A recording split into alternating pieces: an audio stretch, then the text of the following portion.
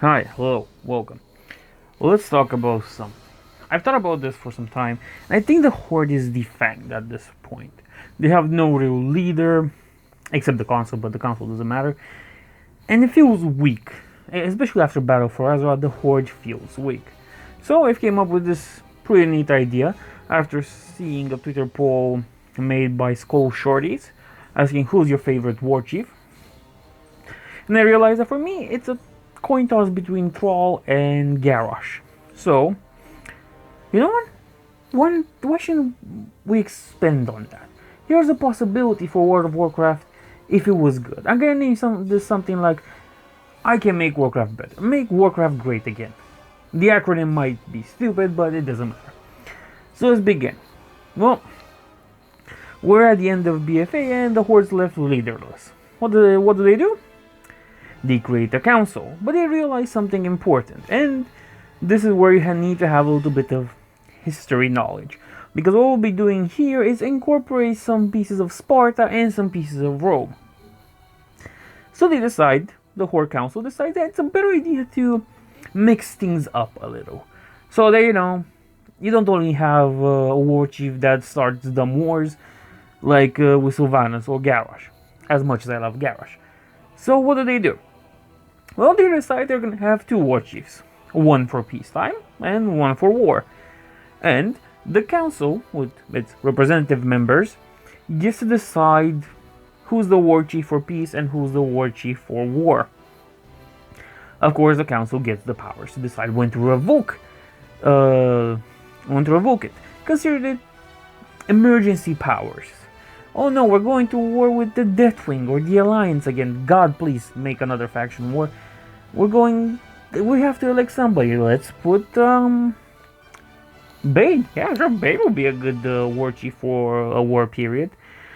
But then if Bane decides, yeah, he's not gonna do that, the rest of the council members can pretty much revoke him and instate a new warchief instead. So this way you have the support of the Horde. If you have the support of the Horde, you can pretty much get to rule, but it also comes with consequences that you're not gonna be able to do it.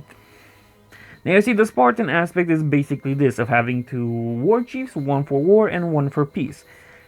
Of course, the warchief for war is gonna be your commander on the battlefield. He's gonna be the grand poobah of things during the wartime. During the wartime, the peace warchief will be the one that will take care of the more administrative parts. He's gonna take care of making sure that people are fed, that the refugees are taken care of, like the Forsaken needed, and everything like that. During a peace period, you're gonna get pretty much useless warchief that can't really do anything, but he can take care of military drills, training the army for other things, coming up with new military strategies and solutions, and why not weapons?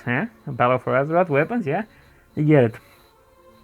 The Rome aspect is, of course, the council having the biggest power to decide who gets to be the warchief of peace of war, or peace or war. And of course, the council decides if one warchief isn't good for war. For example, you put Bane as your warchief of war, but you keep losing with him. Well, he's probably not fit for that position, so we're gonna change him with, I don't know, Lillian Voss, for example. And that way, you ensure that you have a warchief that can be prepared for what's to come. And that's a good thing about this, because this system works in such a way that at some point the best person will get put in this place. Maybe not the first time, but it will happen once you realize your towns are being burned down. You realize your warchief of war, he's not doing that great of a job, is he? It's okay, Bane, it's okay. You can get your time next time. You're gonna be warchief next time. How about we put you warchief of peace, huh? We're gonna do that next time. And you can do it with either permanent position until the council decides if a certain warchief is good or not, or you can do it with terms. That's the most interesting aspect. You give the Horde terms.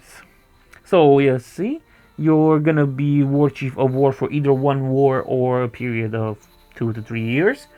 After that, we're gonna pick another one. You get back into the council, you get to vote, but you don't get to be the next one.